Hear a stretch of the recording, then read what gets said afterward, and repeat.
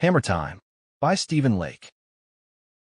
Kite walked casually through the woods that were just beyond the safe boundaries of a nearby starter town and made his way out into the wild lands beyond. As he walked, a group of vicious PK'ers leapt out of the woods and surrounded him. Every one of them was heavily armed. With their weapons drawn, Kite was not moved nor concerned at this. Despite this, the team of PK'ers laughed and mocked him snidely as they glared at his gear greedily. "Hey there, noob. How about you be a good kid and hand over all your gear so we don't have to kill you for it," said the leader of the team. Kite merely furrowed his brow at this. "And what makes you think I'm a newbie?" he asked. The leader of the PK team grinned arrogantly at him. "Oh, come on. You're alone in the woods, with no team to protect you, nor cloak, nor any real heavy gear, proper weapons, or anything. And you're asking me that? How stupid do you think I am, noob?" he replied mockingly. However, Kite merely pursed his lips thoughtfully at this. It's generally not wise to assume anything when encountering someone new, as you can't judge a book by its cover, he replied flatly. The PK team laughed at him derisively. "Oh, look at the scared little newbie trying to get all philosophical on us. Right, guys? What a loser. If you're so smart, how about we show you how much better our brawn is than your brains?" mocked their leader. Kite shrugged lightly at this. "That's fine with me. Show me what you've got," he replied confidently. The PK leader, upon hearing this challenge, snorted lightly, and then sent one of his swordsmen who rushed in and dropped an absolutely devastating blow on Kite. However, to his complete shock and surprise, not only did his strike not hurt Kite, it didn't even reach its target. Rather than his blade laying on bare skin or armor, it instead rested on a small, swirling ball of wind that floated just above Kite's body. "What the hell?" said the swordsman in shock. He then backed up several paces before charging in again.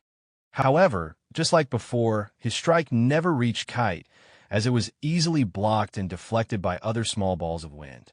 He then tried again several more times with no effect.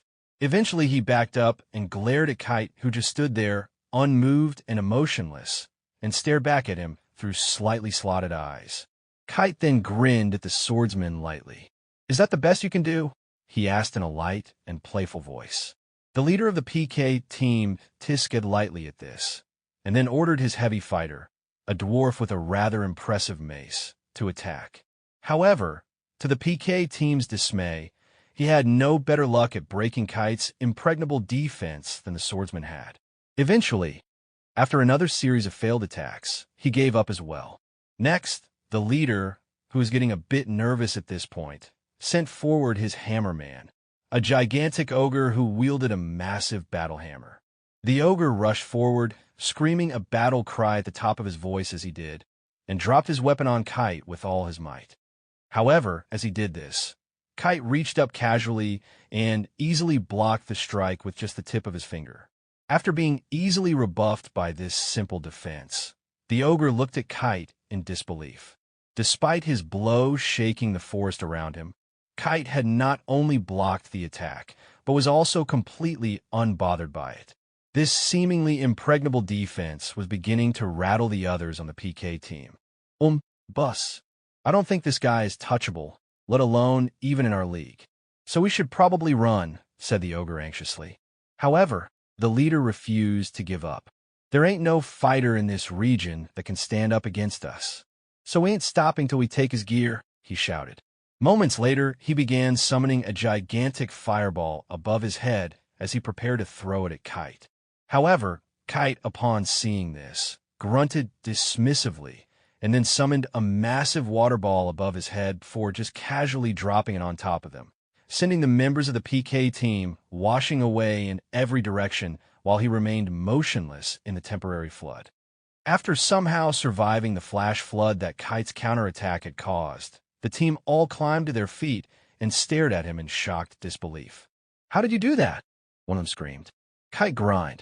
"Oh, that's nothing. Want to see what a real fireball looks like?" he replied. He then lifted a finger over his head and summoned a massive, mega-sized fireball that glowed so hot and bright that it began to burn away the trees around him, while also giving the PK team the worst case of third-degree sunburn they'd ever felt. Deciding that they'd seen enough, the PK team immediately turned and raced for the protection of the nearby starter town. Seeing that the fight was over, Kite dispelled the fireball, and then set about repairing the forest around him. After completing this, he continued on his journey to the next town.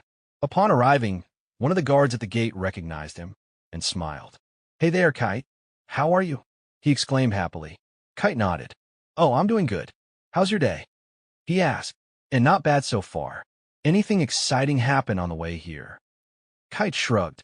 "I ran into a team of new PK'ers along the way who thought they were special, but quickly got proven otherwise." The guard chuckled lightly at this. "Did you let them live?" he laughed. Kite smiled. "Yeah, I didn't figure they were worth the bother of killing, so I let them go. Although, after what they saw me do, I'm sure they'll need a diaper change before they try that again." The guard chuckled again. "Ah, I think I know who you were dealing with. A group of known PK'ers portaled over here from another town about 20 minutes ago looking like they'd just peed themselves," he said. Just then both men heard a blood-curdling scream rise up from the town, like someone had just thrown a Stephen King party. They both turned in the direction of the sound to see the team of PK'ers from earlier bolting towards the main gate at breakneck speed. "It's her! It's her! Run for your lives!" they screamed. They then raced past Kite and the guard, and soon disappeared into the woods beyond. After a bit, both men looked curiously at each other. "Don't they know there's no PKing in the town, and they'd be safer staying inside there than going out into the woods?" asked Kite in confusion. The guard laughed. "They're probably so terrified that I doubt they care anymore," he replied. Kite pondered this briefly. I guess that makes sense. But who would they have seen in this town that would make them react like that?" he asked. Just then his friend and fellow teammate, Sarah, strolled into view. "Oh, hey there, Kite. How are you?" she asked. Kite smiled. "I'm doing fine. Do you have any idea what happened to that team of PK'ers that just blasted past me a second ago?" he asked. Sarah grinned slightly at this. "I have no idea. They probably checked my stats while looking for new victims and realized that I was best left alone." Kite laughed. "It sounded more like they knew you from before and ran away because of that." Sarah shrugged. "They probably did. I mean, it's not like I don't smoke PK teams like them on a regular basis. So it's entirely possible." Kite laughed as he bowed slightly. "Then your reputation, once again, precedes you, madam," he said teasingly. Sarah laughed playfully at this. "I guess it does. So you up for lunch?" Kite smiled at this. "Actually, yes, I am. I could go for something fresh and greasy right now." Just then Bomer appeared out of nowhere like a streak of lightning. "Did someone just say lunch?" she said with excited, giddy glee. The other two laughed lightly at this. "Yes, we were both planning on going to lunch. Just not with you," replied Kite. Bomer's expression sank into sadness at this. "Oh, why not?" she protested. "Because there's not enough food in this town for you. Now go back to hunting and save the rest for us," replied Sarah. Bomer frowned sadly. "Ava, mun, you mean I've got to go back to eating all the little weaklings that hang around this place?" she whined. The other two nodded. Kite then remembered something. "Hey, if you're hungry enough, there's a PK team that just left here headed west. You could eat them if you want," he said. Bomer, upon hearing this, gave Kite a bemused, incredulous smirk. "Hey, I may be hungry, but I ain't no cannibal," she protested. The guard, who had been listening to this banter, grinned and said, "If you're up for something edible, go check the job board.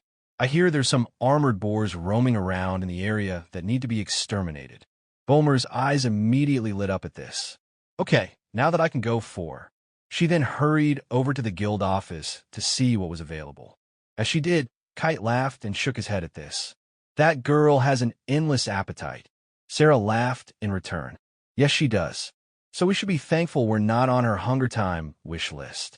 Kite chuckled in return. "Amen to that."